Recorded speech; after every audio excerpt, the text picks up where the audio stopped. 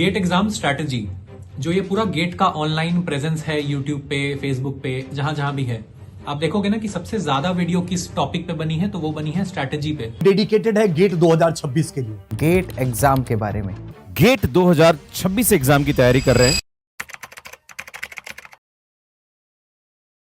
और ऐसा भी नहीं है कि एक तरीके की स्ट्रैटेजी है, जितनी भी परम्यूटेशन कॉम्बिनेशन आप सोच सकते हो, 40 नंबर लाने की स्ट्रैटेजी, 100 नंबर लाने की स्ट्रैटेजी, AIR 1 लाने की स्ट्रैटेजी, AIR 100 लाने की स्ट्रैटेजी, गेट एग्जाम एस करने की strategy, GATE exam just qualify करने की स्ट्रैटेजी। तो जो भी आपके मन में आप सोच सकते हो कॉम्बिनेशन, उसके लिए कम से कम हजारों स्ट्रैटेजीज अवेलेबल है। और ये स्ट्रैटेजीज किसने बनाई है? आज तक मैंने नहीं देखा कि फेलियर की स्ट्रैटेजी, नहीं, ये गेट एग्जाम के toppers, ESE toppers, IITians, PSU officers, मतलब जो जिन लोगों ने भी सक्सेस हासिल करी है इस फील्ड में, उन्होंने ये स्ट्रैटेजी बनाई है। तो जब इतनी सारी स्ट्रैटेजीज अवेलेबल हैं और इन पे व्यूज भी हैं, इन पे ऐसा नहीं है कि व्यूज नहीं है, इनमें लाखों बच्चे इनको देखते हैं, हजारों कमेंट्स, हजारों लाइक्स हैं, तो रिजल्ट क्यों नहीं आ रहा है? जब मैं बोलता हूं कि रिजल्ट क्यों नहीं आ रहा है, तो जब 2021 में जब ऐसा स्ट्रैटेजी वीडियो का ट्रेंड नहीं था, बहुत कम वीडियोस थी या तो ना के बराबर थी, उस समय भी गेट का कट ऑफ 28 to 30 जाता था। 80 to 90% बच्चे कट ऑफ के नीचे रहते थे, या तो क्लियर फेलियर्स थे, वो आपने क्वालिफाई भी नहीं किया गेट। अगर आप 2025 का रिकॉर्ड देखोगे, अभी भी कट ऑफ 28 to 30 है और 80 to 90% बच्चे फेल हो गए इस एग्जाम में। तो ऐसा क्यों हो रहा है? ये जब पूरा इतना परफेक्ट सिस्टम है, टॉपर्स आपको स्ट्रैटेजी बता रहे हैं, लाखों बच्चे उन स्ट्रैटेजी को देख रहे हैं, फॉलो कर रहे हैं, तो कट ऑफ क्यों नहीं क्लियर हो रही 80% बच्चों की? देखो, मैं ऐसा नहीं कर रहा कि AIR 1 1000 बच्चों की आ जाएगी, AIR 1 तो एक ही बच्चे की आती है, लेकिन एटलीस्ट हर बच्चे के 40, 50, 60 नंबर तो आने चाहिए। ऐसा क्यों हो रहा है कि लोगों के 5 नंबर आ रहे हैं, 2 नंबर आ रहे हैं, नेगेटिव में नंबर आ रहे हैं, इतने सारे स्ट्रैटेजीज होने के बावजूद? तो आज इस पे बात करेंगे कि ये गलत कहां हो रहा है और क्यों आपको रिजल्ट नहीं मिल रहे, जबकि पूरा देश फॉलो कर रहा है परफेक्ट स्ट्रैटेजी फॉर गेट। तो शुरू करते हैं वीडियो।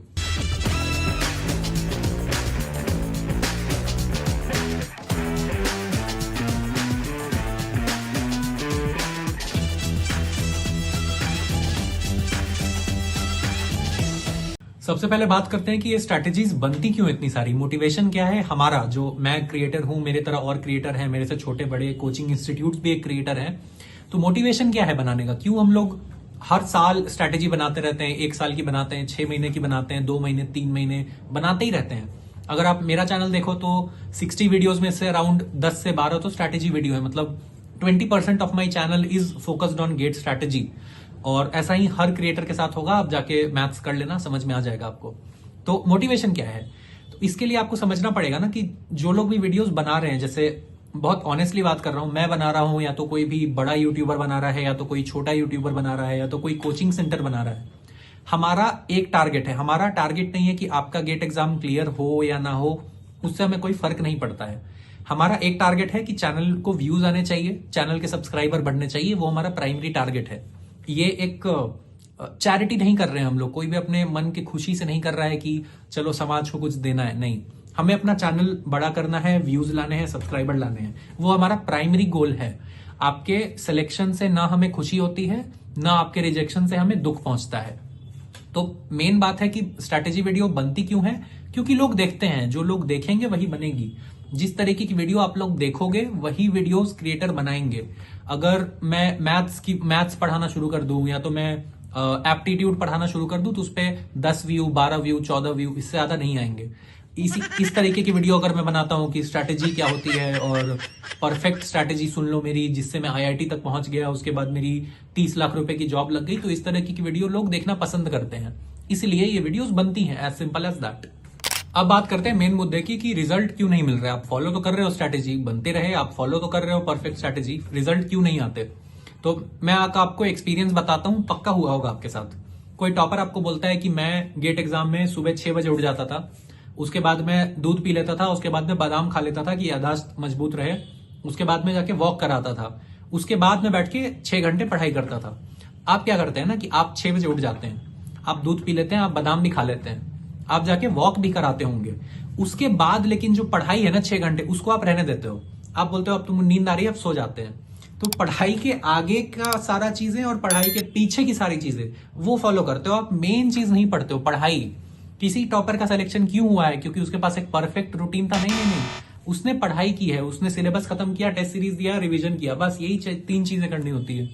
तो जब तक आप पढ़ाई पे नहीं फोकस करोगे तब तक आप आगे पीछे की डेकोरेटिव चीजें, कि वो लाल कलर की कॉपी में शॉर्ट नोट्स बनाता था, पीले कलर की कॉपी में लॉन्ग नोट्स बनाता था, नीले कलर की कॉपी में रिवीजन नोट्स बनाता था, तो मैं भी ऐसी कॉपी खरीद के रख लूंगा लेकिन कॉपी में लिखूंगा कभी नहीं कुछ। तो जब तक आप ये करते रहेंगे तब तक आपको कोई बेनिफिट नहीं मिलेगा। आप फॉलो करते रहिए perfect routine, perfect day, perfect strategy. Strategy में एक ही चीज आपको फॉलो करनी है, पढ़ाई। उसने पढ़ाई की, उसका रिजल्ट आया। आप पढ़ाई करेंगे आपको रिजल्ट मिलेगा, आप पढ़ाई नहीं करेंगे आपको नहीं मिलेगा। It's very simple.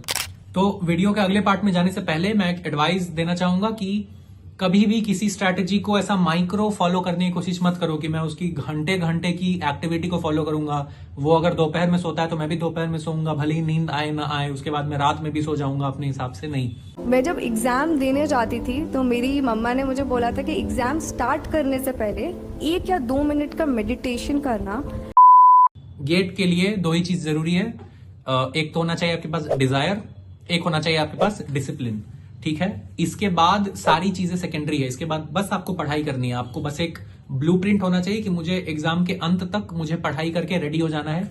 वो पढ़ाई आप कैसे करते हो, कब करते हो, किस तरीके से करते हो, कहाँ बैठ के करते हो, घर में करते हो कि होटल में करते हो कि फुटपाथ पे करते हो, उससे किसी को कोई फर्क नहीं पड़ता। न आपकी रैंक में कोई फर्क पड़ेगा उससे। तो ये आगे पीछे की बातें सुनने और उसको समझने से अच्छा फोकस करो कि हाँ इसका रिजल्ट आया, मतलब इसने पढ़ाई की। एक ही सच है दुनिया का, जिसने पढ़ाई की उसका रिजल्ट आया, जिसने पढ़ाई नहीं की उसका रिजल्ट नहीं आया। परफेक्ट स्ट्रैटेजी नाम की कोई चीज होती ही नहीं है। Now talking about syllabus completion, previous year question and revision strategy. तो देखो रिवीजन स्ट्रैटेजी ना सबके अलग अलग होती है। किसी की भी ना यूट्यूब पे वीडियो देखकर माइन्यूट डिटेल्स मत फॉलो करना कि अच्छा इसने इस टाइम पे दिन में पीवाईक्यू करे थे, रात में शॉर्ट नोट्स पढ़े थे तो मैं भी ये कर लेता हूँ। Revision strategy is something that is very personal and जैसे जैसे तुम प्रोसीड करोगे अपने सिलेबस कंप्लीशन की ओर तो तुमको पता चल जाएगा मेरे को कैसे रिवीजन करना है। हो सकता है कि तुम दिन में शॉर्ट नोट्स या लॉन्ग नोट्स पढ़ लो और रात को पीवाईक्यू कर लो और वाइस वर्सा। तो ये तुम्हारे कंफर्ट और ये तुम्हारे एफिशिएंसी के अकॉर्डिंग तुम डिसाइड करो। रिवीजन स्ट्रैटेजी कभी भी तुम मेरी फॉलो नहीं कर सकते या फिर प्रत्युष की फॉलो नहीं कर सकते। हमारे टाइम पे इतने रिसोर्सेस अवेलेबल नहीं थे तो वी जस्ट न्यू कि ये सिलेबस है, ये एग्जाम है, इसको क्लियर करना है। तो क्योंकि आजकल डेटा इतना ज़्यादा अवेलेबल है, यूट्यूब पे इतने सारे वीडियोज है कि what is the best revision strategy etcetera etcetera. Don't go before that, मतलब तुम खुद की बनाओ क्योंकि वो मोस्ट एफिशिएंट होगी। सेकेंड हम आते हैं पीवाईक्यू पे। मैंने बहुत बार बोला है कि प्रीवियस ईयर बहुत ज़्यादा इंपॉर्टेंट है, मतलब तुमको पैटर्न्स रिपीट होते हुए दिखेंगे गेट एक्चुअल एग्जाम में।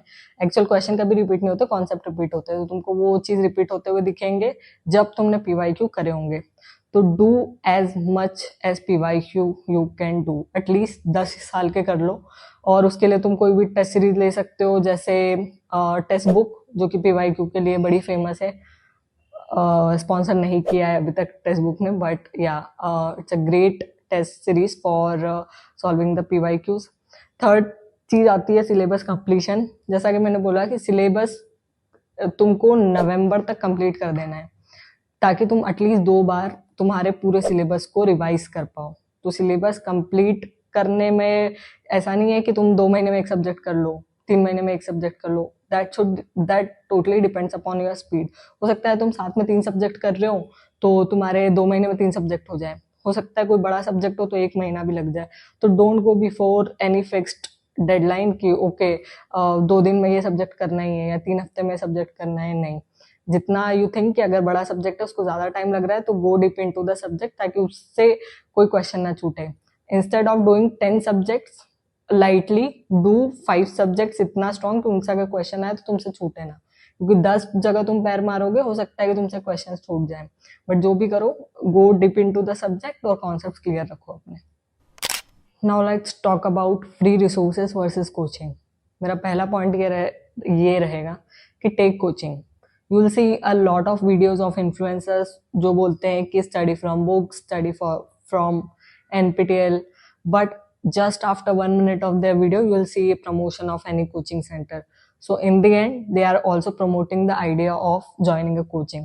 So अगर तुम्हारा बजट नहीं है तो मार्केट में 7,000 से लेके 70,000 तक की कोचिंग अवेलेबल है।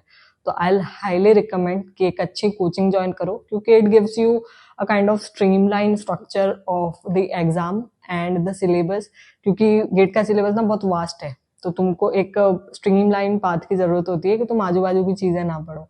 तो उसके लिए coaching is a very decent way. तो I highly recommend join a coaching. अब last but not the least, test series. देखो, test series is the most important part of any kind of exam preparation. हमने starting से promote किया है कि Made Easy लो, not because Made Easy हमको sponsor कर रही है, just because you will get to know the competition, actual competition. क्योंकि अगर कोई गेट दे रहा है तो वो ऑब्वियसली मेड इजी पे एनरोल करता ही करता है, even for attending the test series also. तो मेड इजी लो, Made Easy should be the mandatory. उसके साथ में कोई भी बाय प्रोडक्ट टाइप ले लो, या तो टेक्स्ट बुक या तो ACE Academy according to your stream, but Made Easy तो लो ही लो ताकि तुमको कंपटीशन पता चल जाए। अब टेस्ट सीरीज को एज अ मॉक कंसिडर करना, ताकि तुम जब एक्चुअल गेट एग्जाम दो उसके पहले तुम मॉक टेस्ट बहुत सारे दे चुके हो, तुम एनवायरमेंट से फ्रेंडली हो जाओ, तुम कैलकुलेटर से फ्रेंडली हो जाओ, तुम गेट के यूआई से फ्रेंडली हो जाओ। तो गेट की जो टेस्ट सीरीज है ना, वो तुमको एक्चुअल गेट के लिए प्रिपेयर कर देती है कि ओके वहां पर एटलीस्ट ये भसड़ ना हो कि मेरे को कैलकुलेटर नहीं चलाते आ रहा है, मेरे को क्वेश्चन के पैटर्न ही नहीं समझ में आ रहे। Nothing should be new for you except the questions, right. तो ये था एक छोटा सा video about the 6th month preparation strategy for GATE. अगर तुम्हारे अभी भी कुछ डाउट है तो please let us know in comment section. बाकी मिलते हैं अगले वीडियो में, बाय।